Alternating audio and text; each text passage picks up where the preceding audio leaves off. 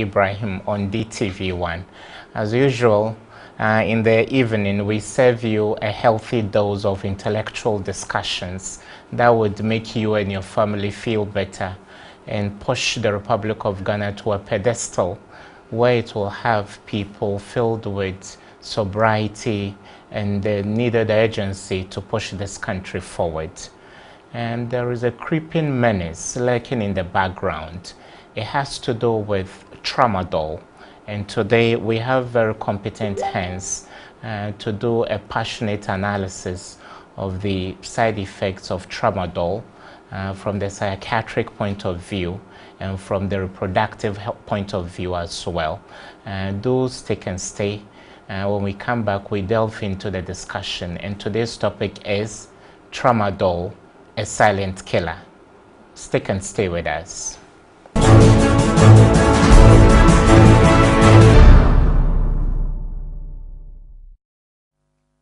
Okay, you're welcome back. This program is beaming across West Africa on various TV stations. You can also watch us on Facebook Live at DTV1GH. At an appropriate time, you get opportunity to be part of the discussion. Our usual WhatsApp line is 0552 225 911, and the telephone line to call on later in the show will be 0302 904 we have in the studio very competent gentlemen. To my immediate left is Mr. Godfred Bona Nkansa. Godfred Bona Nkansa is the advocacy manager and youth focal person of Marie Stopes International Ghana, a leading provider of choice for sexual and reproductive health services here in Ghana and elsewhere in the world. He oversees the implementation of various sexual and reproductive health advocacy initiatives and the integration of youth-focused activities across all of Marie Stopes' channels of sexual and reproductive services delivery in Ghana. He's a member of the National Technical Committee for Adolescent Sexual and Reproductive Health. He has been involved in the development of various national adolescent and youth sexual and reproductive health policies, strategies, and guidelines. Sir, you're welcome to the show. Thank you very much. He's in the accompaniment of Dr. Eugene Dodoi. Dr. Eugene Dodoi is director of Ankafo Psychiatric Hospital, and is the focal person of the Ministry of Health for drug abuse. Sir, you're welcome. Thank you very much for having me. Gentlemen, in the past, I'll start with you because we are talking youth, and I believe you fall within the bracket, even though I don't doubt it. Doc is also youth at heart. Take us through how we got here as a country, because people purchase Tramadol and take it as though they were purchasing a soft drink from a grocery, for example. How did we get here? So I first heard of the issue of abuse of Tramadol in 2016 when the Food and Drugs Authority initially brought up the issue. So a few locations were spotted as hotspots for the abuse. Western was identified, one of the northern regions I've forgotten, I think it was Upper East and Volta region. And the Food and Drugs Authority did some soup there with the police and the other security agencies. And so the issue came up around 2016. In 2017, it came up strongly again, but it has assumed alarming proportions in 2018. Okay. And I think that is why it is critical as a country we determined to roll out national level interventions to curb the situation.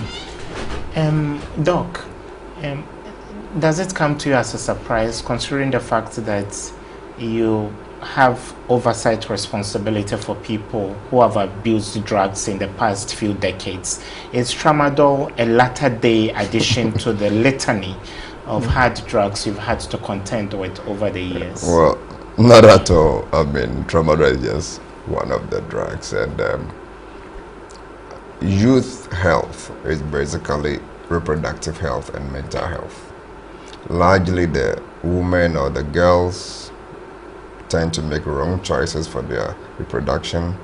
The boys make wrong choices for their ego by using drugs. So when we talk about youth health, we are largely about these two areas. So if we want them to develop their full potentials. The challenge we've had in Ghana is we don't take issues serious. I mean, some of us raised this alarm about 5 years ago that it was going to happen. And I don't know whether I can even mention the other ones which are going to happen. Please do. You become a prophet on the show. I mean, I don't want to be a prophet of doom. No, because it's very funny that as a country we don't take the youth health, and maybe he was too diplomatic. As a country, we don't even have a place for the youth. If you come to hospital, you are below 12 years, you join the children. What you call the pediatrics. If you are, I mean, above 12, between 12 and 18, yes, where you are still a child, you join the adult ward. Yes, sir. So we put them all together. We don't have policies targeted for the health of young people. Yes, sir. And yet we believe they are the one going to lead us in the future. So addiction actually is a disease of young people. Okay. People don't grow to 30 years and start abusing drugs. Those are not common. Actually, people who start using drugs from 15, 1 in 4 of them get addiction. Those who start after 25, 1 in 9. Those who start after 30, it's about 1 in 25 of them. So it's quite, I mean, it's a disease of young people. And Tramadol belong to the class of drug we refer to as opioids. Opioids are naturally occurring in the human body. So the common one in the human body are called endorphins. So the body produces them to alleviate pain. So the reason why you can get hurt and you stop feeling the pain later is because your body has produced, I mean, opiate endorphins, which, I mean, has made your mind not feel the pain. Those secretions are anesthetic. No, anesthetic. Anesthetic is also a different thing. This one is analgesic, which is pain alone. Unfortunately or fortunately, we found plants called the opium plants that can produce opioids. And we realized that those ones can also alleviate pain. But you say you cannot make an omelette without breaking some eggs. Yes. Drugs don't work at only one. Like, you may have a headache, but you take the drug into your stomach. It gets into your blood. It will have its target organ, the head. Then the pain goes away. Okay. When opioids get into our bodies, it acts in 3 main areas. Where the brain, what they call the central nervous system, the peripheral nerves where pain is, and in your intestines. So when they get into the brain, they have the ability to change the way we think, feel, or behave. So they are referred to as psychoactive substances. Psyche means mind. Active means it can change. So Tramadol, unfortunately, I mean, because we found the naturally occurring opioids, we began to have semi-synthetic. That is, you take the natural and then you change the chemical structure of it somehow, then you can get a similar one. But Tramadol, unfortunately, is a fully synthetic one. So that one can be produced from a lab very easily without growing the plant at all. And this had been in the system for it used to manage chronic pain and moderate to severe pain. Because mild pains are managed with paracetamol. Mild to moderate, we want to take the brufen and the diclofenac. They also have their side effects. When the pain is that severe, it's when we go for the opiates. So, unfortunately, it can cure the pain, but it can also change the way you think, feel, and behave. So that feeling of highness is equivalent to the feeling we get probably from food, from drinking water when you're very thirsty, from sex, from a praise that you are looking good. That feeling you get. So it's heightened, yeah, it's a heightened pleasure you get. So it what you call it activate the pleasure center. Unfortunately for us, pleasure center and memory are very linked. So once you feel that pleasure, you never forget how you felt.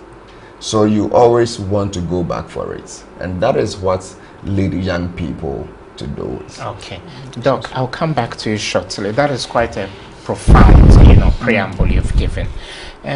You wrote an article which gained wide publication sometime Tuesday, I think last week. Yeah, 24th August. You called it Tramadol for Sex. Yes. Doc is saying it heightens young people's or every user's level of excitement. Isn't it good for people to be happy and excited? In some countries, there's even a ministry for happiness. Yeah. So if our economy is this bad and there are other ways of keeping people happy, why don't we go for it? So, in relation to sex, I think that Tramadol was discovered accidentally as a possible solution to premature ejaculation. So when you take Tramadol, studies have shown that it can make you last longer in bed. In fact, I have 5 studies here from the UK conducted between 2002 and 2012, which speak to the effect that, of a truth, it has some potential to treat premature ejaculation. But these are the conditions. If you take 25 milligrams, doc can speak better to the dosages, or 50 milligrams. It has the capacity to improve your performance by 4 times. But the challenge we have with our youth now is that they are taking dosages which are way beyond recommended levels. 250 milligrams, 225 milligrams. They mix it with energy drink. And when you take it, you will really be high. And yes, you would last long. But over time, you would have exerted too much pressure on the capillaries in your genital. And the potentiality of a person who is always on Tramadol for sex, experiencing erectile dysfunction is high. And that is where, for some of us, our concerns come in. So for a short while, you might think you are doing good. It makes you happy. You are high. It helps you to forget your stress and your disappointments in a day or two. But over time, it presents to you challenges you may not be able to recover from. So you admit that it's a necessary evil? It's evil. Yes, especially in respect of the dosages our young people are taking. They started off taking it for pain relief, like Doc was explaining. And they realized if they take it, they become excited. They're able to work for longer hours. And then accidentally, it showed that it also helps to prolong sex. So they are taking it now for these multiple reasons. Okay. And that is why our approach to getting them to go off should be very all-encompassing. Because it's gradually moving from the mental realm to the area of reproductive health. They are taking it because they want to create an impression in bed. Okay. And it's critical we don't overlook that. Okay, I'll come back to you. Doc, Afghanistan has a huge problem with opium. And would you, medically, in classifying marijuana and Tramadol, would you put them under the same umbrella, or they are poles apart? Well, they are different, and they have different effects on their bodies. And I mean, Afghanistan is the highest producer of opium, and they send it to the West America and Western Europe to sell and make money, get it. So most of the fight in Afghanistan is because of the trade. Okay. So Philippines, Afghanistan, Thailand, these are the major challenges there. So we didn't know there, but it was there. The other ones I didn't want to mention, but I think people know. It's codeine. Codeine and Tramadol are the same drugs. I mean, the same chemical, they have the same effects. We have codeine in APC. APC means aspirin, paracetamol, codeine. We have codeine in DF 118. is a known drug sold on the market. And You have codeine in cough syrups. so what does legislation, health and medical legislation, say about pharmaceutical companies that indulge in the importation of some of these? And are there any punitive measures? No, it's a difficult thing to talk about it. One, as a country, we don't manage pain well. So if you take our per capita, like every country, that how much painkillers we expect them to take. America and Canada take twice the amount of the whole of Europe, Australia, and New Zealand. So the North Americans consume more opioids than anybody in the world. So as a country, these are legal drugs. Don't forget, they are legal drugs. So when they come into the country, doctors don't prescribe them the way we should. So if you look at the quantity as a country we consume, it may not, I don't have the figures, it may not be above the quantities here. But, I mean, because we don't give it when we should, others get it and they use it. What we're talking about, the sexual effects, it's every drug has got side effects. For side effects, there are two major things. Not all side effects are bad effects. So the side effects which are bad are referred to as adverse effects. So tramadol will decrease your sexual potency. It will decrease your testosterone, what make a man, the hormones that make a man, and it will delay orgasm. So it's not true that it makes them perform in bed. What happens is that young people naturally have energy. They are young, they have energy. And he added that they add energy drinks to it. So just being young and having the energy, sex is a skill. Okay, you need to, and a skill like driving or riding a bicycle. I cannot tell you how to do it. It's the more you do that, you get to know. Or if I say, oh, if you fall into water, you float and swim. Too. And to learn how to swim, you don't know how to swim. So you cannot tell. So sex is a skill. And unfortunately, as a country, we are very bad at that. I mean, I am a Christian, and in the church, we don't teach sex. So young people who will bound to have sex don't know how to have sex. So anything that will aid them to have sex is what they are doing. But the treatment of premature ejaculation is not to use medication. Is to train the mind, because the brain or the mind is the first sex organ.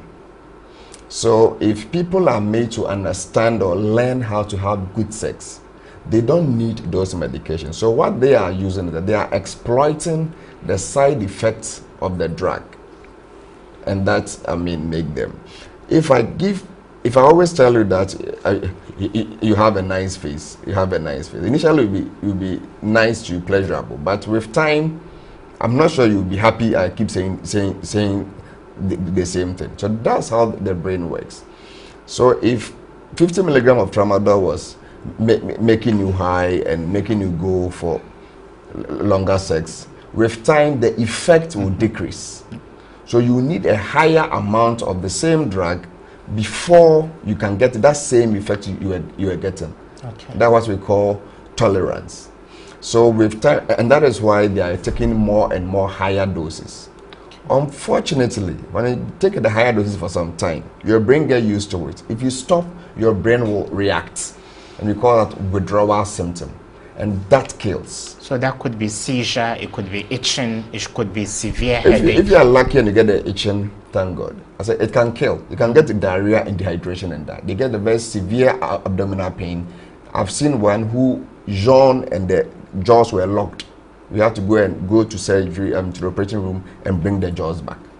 So they just yawn a lot, they tear a lot without crying. Okay.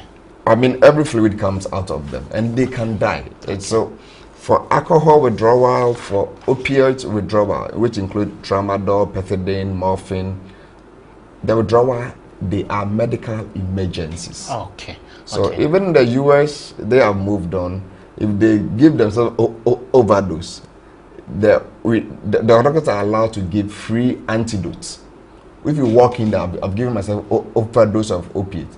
there's an antidote. So it can neutralize it to reverse the chemical reaction. Unfortunately, Tramadol does not really respond to the reversal. Okay, I think we will take some more explanation. But there is a viewer from Hungary in Eastern Europe. Yeah. He sent us this message. And you can also send your WhatsApp messages. So wherever you are in the world on 0552 225 911, 0552 225 911. You would want to add the country code in case you are texting us from outside the country. He says, good evening, Mr. Ibrahim. The alarming rate of tramadol abuse in Ghana and West Africa is scary. This can be largely attributed to bad parenting as a result of broken homes and frustration of being unemployed, loneliness from isolation, and curiosity from peer pressure. I pray the FDA, Pharmacy Council, and other agencies will come on board to save the youth. Peace unto you and your guests. And this came from Hungary. So what are the causes? You accentuated the fact that people are adventurous because they want to prove to their fiancés and wives that they can go the long haul. Exactly. But apart from that, what role can parents play? And what age brackets are we looking at? Are we looking at juveniles engaging in the abuse of tramadol, or there's a certain youth bracket that is beyond the juvenile age? So starting from the last question, it's a whole cohort. It's a whole spectrum of the people we call youth, from 15 years up to 35. But you find it more prominent among the young adults, those in their 20s, from 20 to the mid-20s.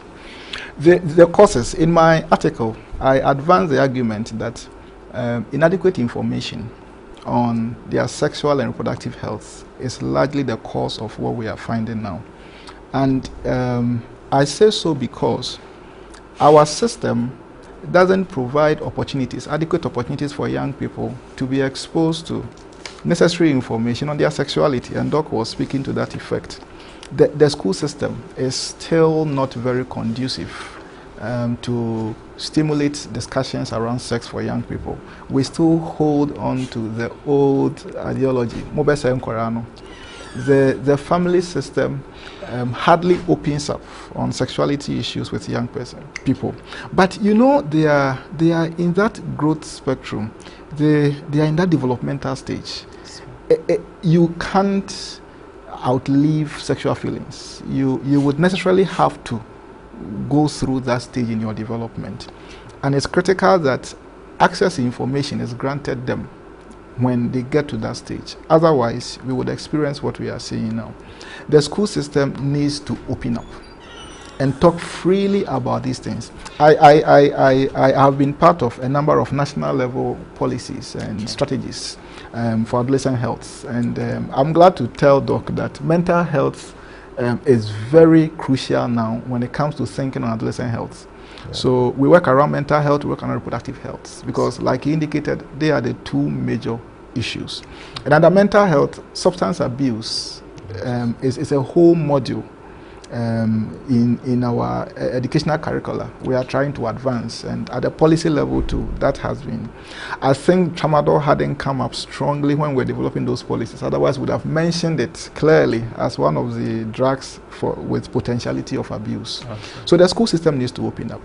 Parents, like you indicated, have to gather courage and stimulate discussions around sexuality with their children.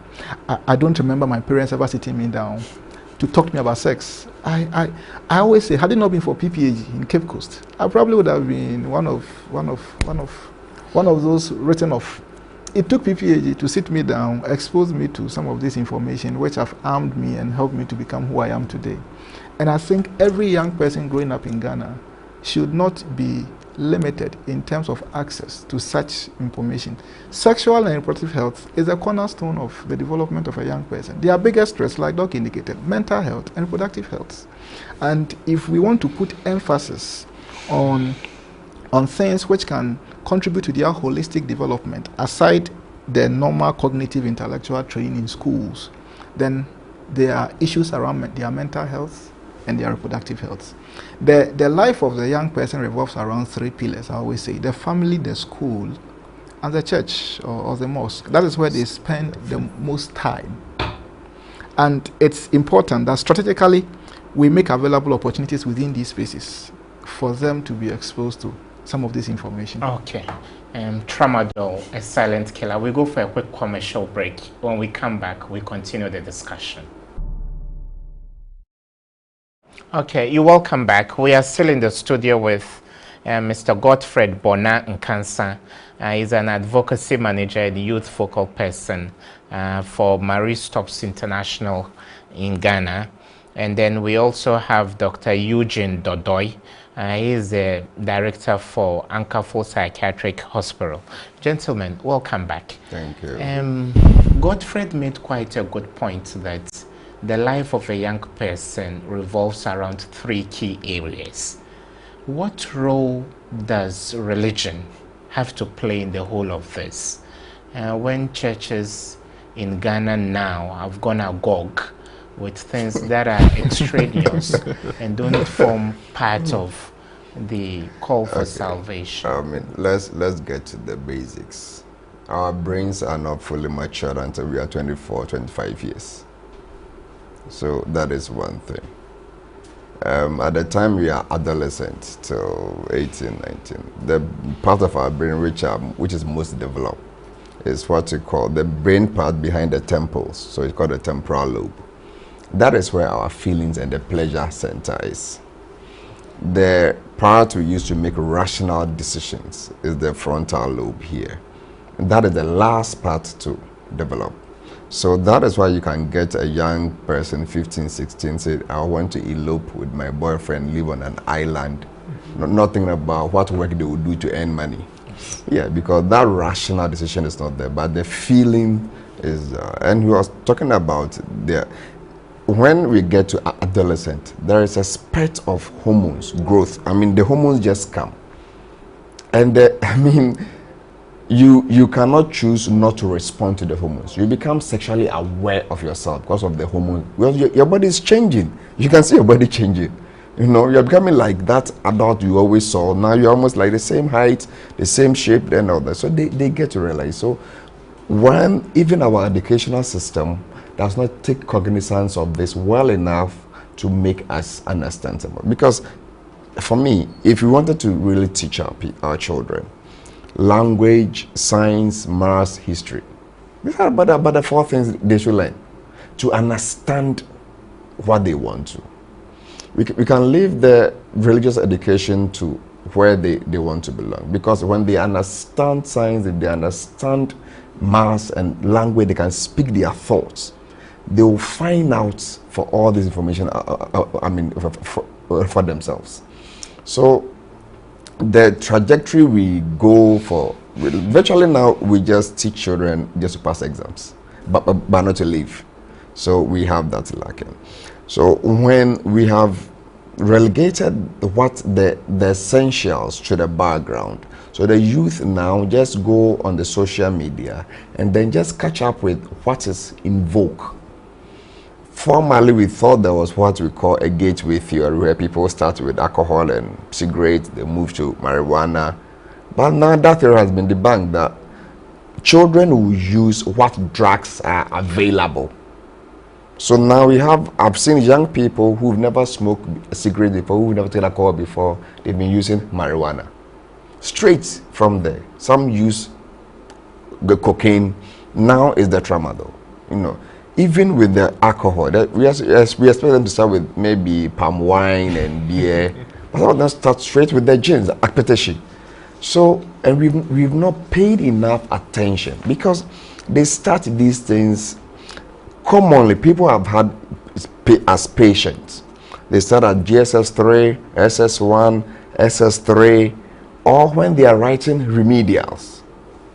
So even without a national survey, the hospital data can tell us which people are going into drugs. So when people start a new school, Form 1, senior high school, Form 1, we know they are likely to get into friends who will get them to use drugs. What do we do to protect them? When they are in Form 3 and they think they are the bosses now, they can use the title Mr. and they are not Master again. What do we, you see, that ego goes up. And then the feelings have to be, satisfied. So if I don't get good grades, that will make me feel good. If I don't get praises from my parents, that will make me feel good, or my friend will make me feel good. Probably the drugs will help me. And I can tell you, addicts love themselves more than we do. If you don't have enough, I can smoke half and give you half. So they share. So when they get into that area, they have a sense of belonging, because here people love each other, people show love and care. For us in the normal population, we shout at them, we scream at children, they don't have to speak their mind. Yeah, so if I get home and all this is there, why should I be home in the first place? So everybody, want to be away from home. When they're away from home, they can get a chance to experiment. We all know in the universities, first year universities, young people drink a lot, because that's the first time they've left parents and now they have money in their hands they can use. So we should have measures to take care of these things. How many counseling centers do we have in our tertiary institutions? GES has trained a lot for the second cycle, but that is woefully inadequate. The tertiary is worse than the senior highs. Okay. So we don't really have plans to tackle Tramadol. Okay. The challenge is that now we've seen it killing people. We've seen it causing a big mess. So I pray we don't do the 9-day wonder. Okay.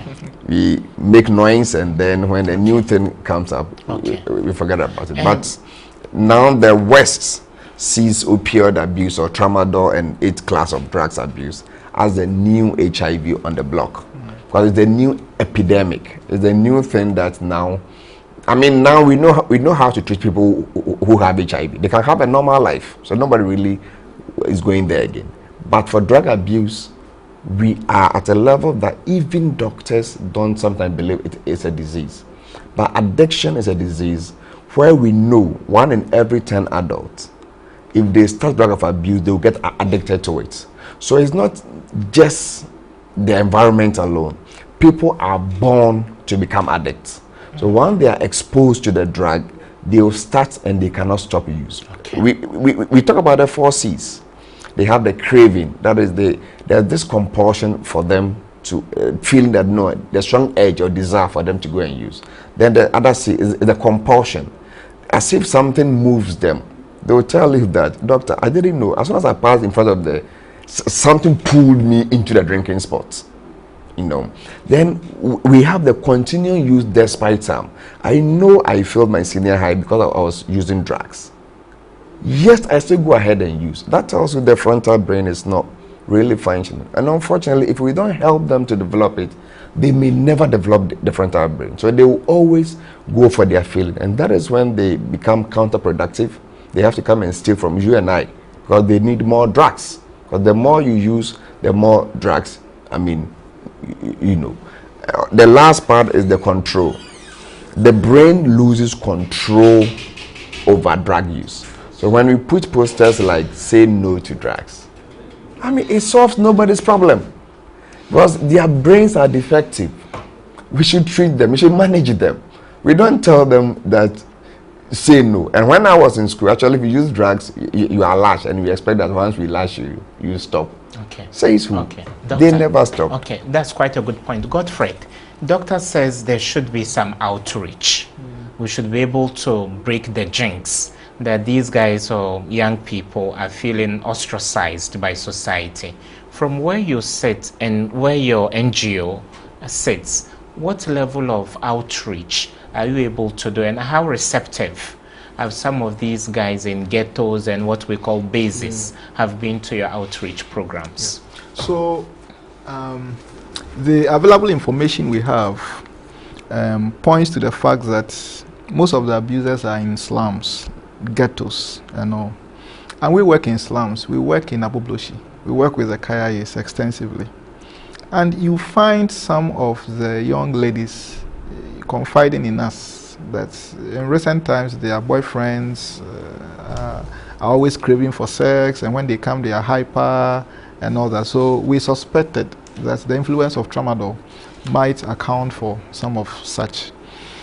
It's critical we look at it from a public health perspective and roll out focused behavior change communication programs targeting people in such locations to engage them.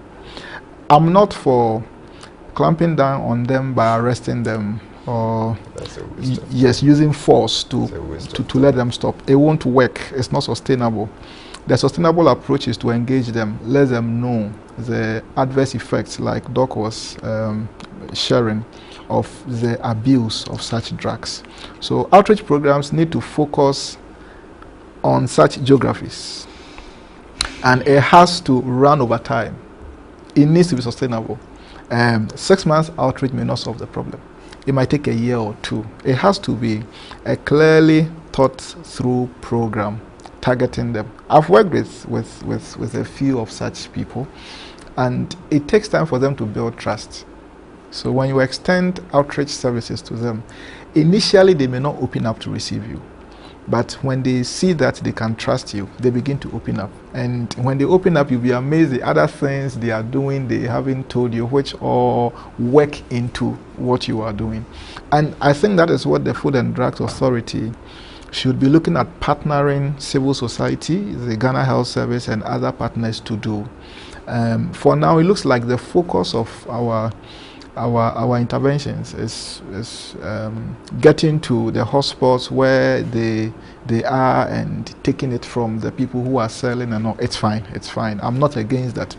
But we need to approach it from the public health perspective to carry out education, engagements with people in such locations, so let them understand the issues. We are rational human beings, I always say that. Okay. After a man is exposed to information over time, the mind, begins to be renewed. Okay. And there are opportunities there to recoup some of these ones. Otherwise, we are in trouble. Doc, I'll ask you about stakeholder involvement, government, law enforcement, and all that. But at this juncture, viewers from around the world can join the discussion.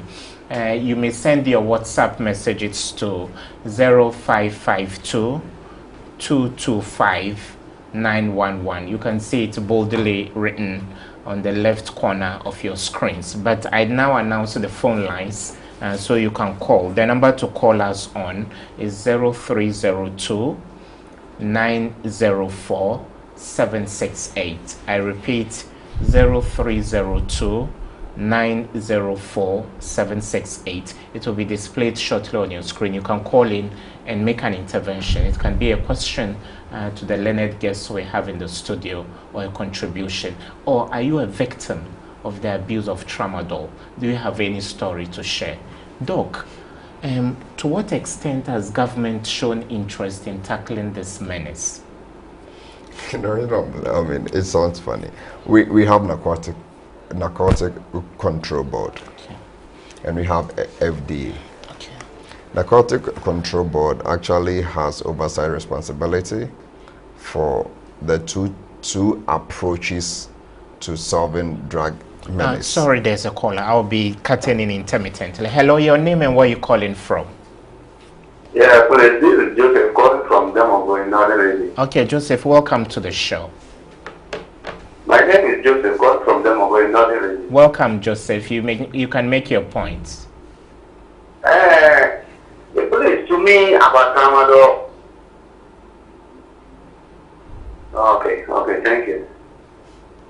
For tramadol, before, like the day I go to that I like, by then I went to hospital complaining that I find it difficult to go to toilet. So the prescriber gave me that drug. So I took the drug home. So I removed the treatment. I read, then I realized that it can lead you to coma. So he told me that I should take it morning, afternoon, evening. So I took the first dose. Only the first one I took it, and no, but I can just in front of you. You are looking at me. You will see that my eyes are open, but I'm sleeping inside me. So I couldn't continue again, so I stopped. So the following day I went and met a certain nurse and complained, and he said, okay, if that's the case, I should stop. So from there, I stopped. That was even way back. So later on, I became a nurse. So, like, when I go from work, I have one friend that I always go to see there. He's a pepper. So I go and sit there. So why do I just walk there? So I was complaining, I like stress. I was complaining to the guy that was I'm tired. So why do I just walk in and say, what am I talking about? I said I'm tired today. So he just kept the hand inside the back. Okay. So that's Tramadol out. Yes. So thank you so much from Damongo. Your point is quite clear. Doctor, you will tackle the government question. Are people able to buy it over the counter, and what regulatory mechanisms are there? They shouldn't buy it over the counter, and most it should not be sold in licensed chemical stores. They are too low to sell those drugs. Okay. So it shouldn't be that available. Okay. There is a texter. Sorry. Rules don't work. Okay. There is a There is a texter from Nigeria. Okay. Let me take this call. Hello. Your name and where you calling from? hello, this is Joe calling from Tamale. Okay. Welcome to the show. Thank you very much. I'm making a contribution to what I have seen going on in Tamale. Compared to the house, listening to the video when there was called from other regions, and it's like the abuse of the black is becoming and becoming. Because this is a situation somebody just gets into it, becomes excited about using the drug, and it's like Ghanaians are destroying the youth, we are destroying our future. This is what we need to understand. The abuse of anything or anything in your system is destroying you little by little. By the time you realize it, you are doomed. Because you need to build the life today that you will be able to create a better future for yourself. That's not what you are doing yourself now. What kind of future are you creating for yourself? So I will say we need to really fight. We need to really fight. Okay. Stop. Okay, thank you so much. Your point is well made. This one came from Nigeria. He says, "Good day, Doc. I would like to know the advantages of Tramadol to the human body." I think Godfred itemized a few positives, but those positives are dwarfed by the litany of negatives that accompany the use of this. No, not really. I mean, if you have somebody who is in severe pain, somebody who has cancer and they are in severe pain, you need this to help them out. So it's for pain management. But like I said, not all of us have got brains that can handle drugs that change the way we think, feel, or behave. Okay, sorry, So there's a for caller on the line. Hello, your name and where you calling from? Hello. Good evening. Your name and where you calling from, and kindly lower the volume. Good evening. Your name and where you calling from, and kindly lower the volume on your set. Okay, which part of the north? We have a few northern callers today. Which part of the north?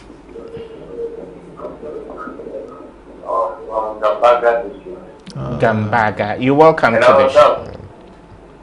Yes. Hello. Hello. Hello, Doc can hear you. Okay. I'm calling from Gambaga, East of the District. My name is Sandy, precisely in Nalerigo. Okay. I'm very happy with this program. Thank you very much. But my concern is, if you look at the youth today, almost everybody is in use with the Tramadol. We don't know if the doctor could, please talk with our president, our group leaders, so that they could pass a law. Whoever is found with that, I hope that could minimize the use of that drug, because if a doctor does not prescribe the medicine for it, it's not nice that you should put it into a use. Okay, thank you so much. I wish if doctor could, or many of our doctors could have solution to that. Okay.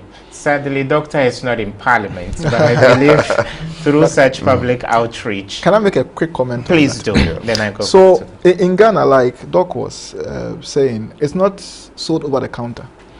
It's actually now a controlled drug. So it has always been. It's illegal. I learned initially it was by prescription.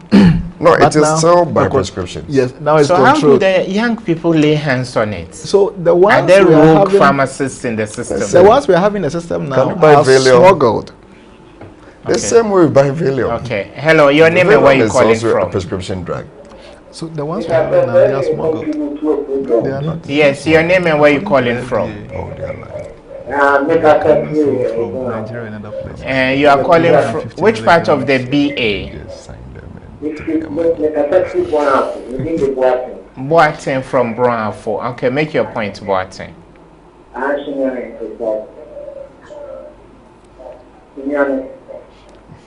I'm from Sunyai. Okay, welcome. Oh, please feel free.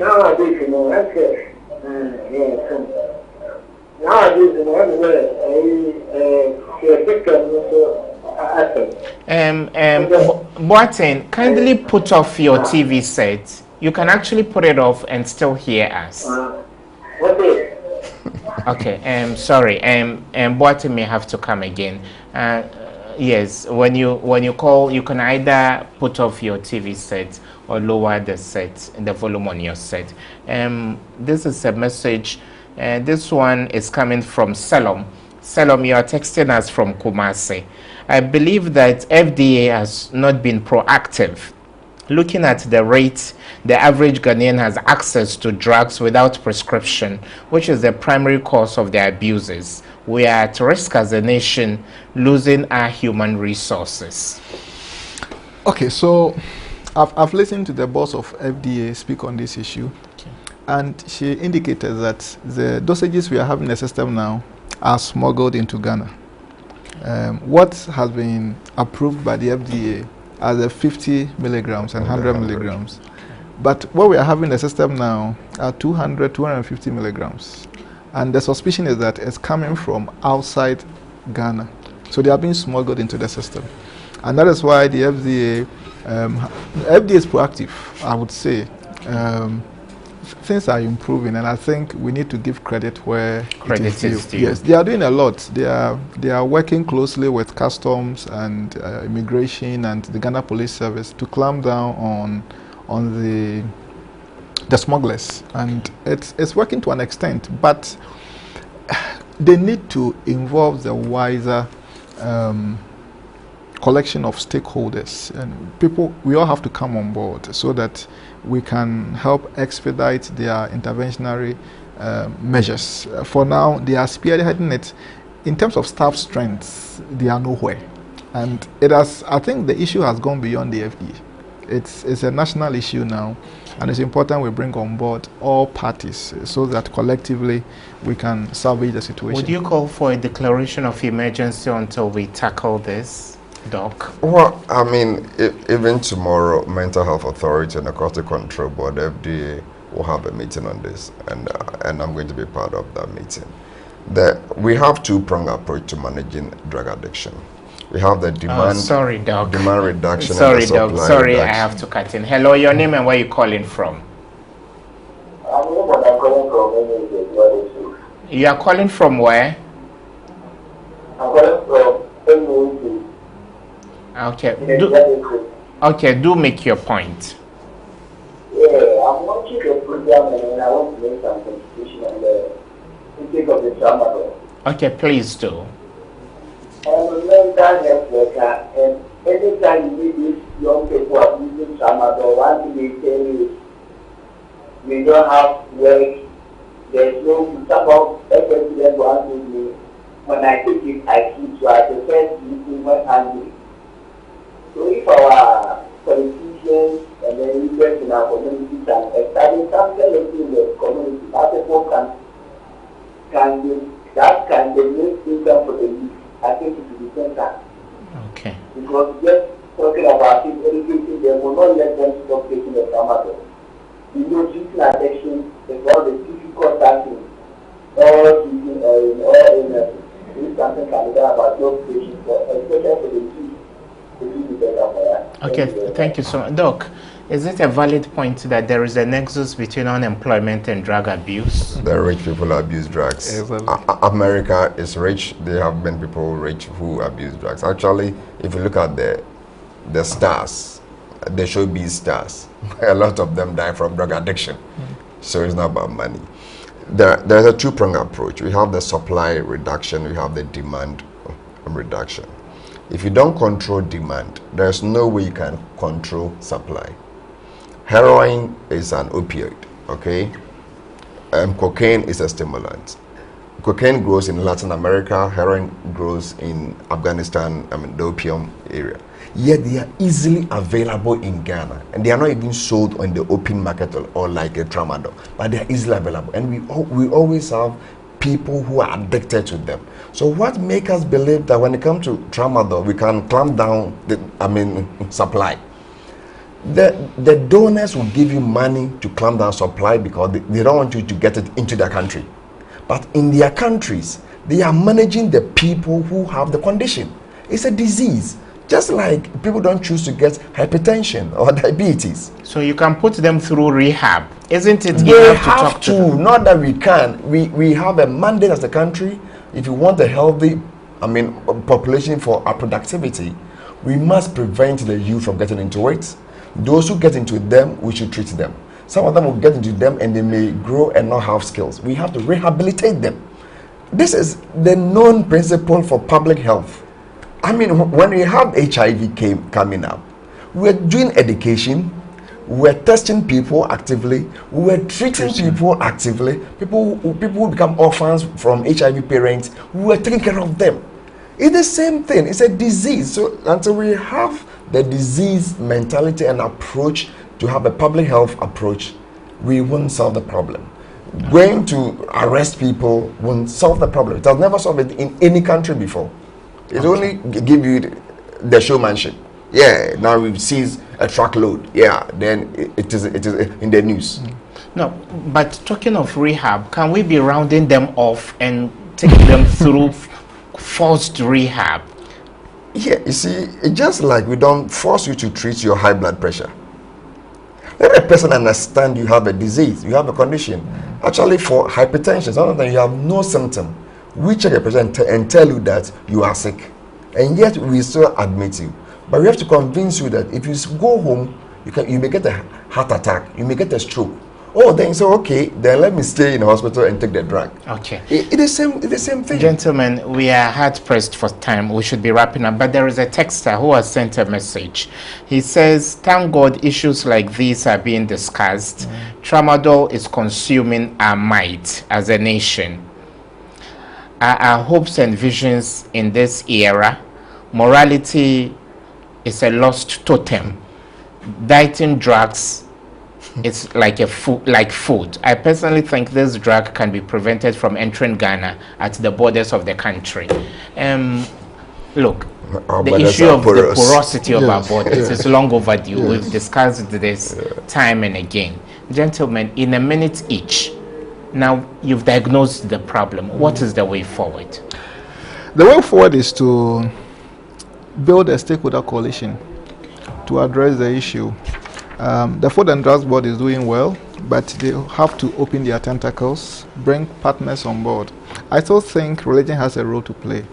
You see, the church commands influence over thousands of these young people. And I think if the pastor of a church is educated... So can government sponsor evangelistic, groups to go out and talk to the people? But as you talk to them, you provide them their basic necessities, food and jobs. Okay, I won't recommend that approach. My approach would be bringing on board the pastors and training them on this issue for them to disseminate some of these things we are talking about here to their congregants. It's an opportunity. We need to build a stakeholder coalition to address the issue. Okay, Doc, your final voice. Well, and you're a man of many words. Sorry, it's bigger than that. The challenge is that even in our health institutions, we don't train that addiction is a disease. So we look at them as a moral problem, and that is a defect in itself. Secondly, if we understand addiction is a disease, we must approach it with the same disease model we have for other chronic diseases. Actually, it's been shown that people who use drugs don't get back to using drugs more often than those who have asthma and getting asthmatic attacks. They're the same thing. So the difference in approach is quite mind-boggling. As a country, we need a national policy on drugs. We should decide that. For instance, what is the business of going to jail somebody who is smoking, one roll of weed? The person is sick. He's a victim. And you want to go and punish him. Doc, quickly, there are two questions via text. There are people who are abusing this and they make that admission. He says, please, sir, my question is going to doctor. What should be taken to wash down tramadol after I have taken it? Yes, I can't say that on air. You have to come to the hospital. We'll treat you. Okay, then this we have one. To treat that one. Okay, it's a medical emergency. Okay, someone says, Mr. Ibrahim, I started taking marijuana without anybody's influence when I was in college because I did not have enough sleep and wanted to study. I stopped the abuse. I'm now suffering from withdrawal symptom and I need advice from doc. Yeah. So I think education will solve addiction with the help of law enforcement. Yeah. Gentlemen. Education will prevent, but people who are using will need treatment. Okay. Others will need rehabilitation. Okay. And we have to give it to them. Okay, all too soon. We've come to the end of this program. Thank you so much, Mr. Godfred Bonankansa, for making time.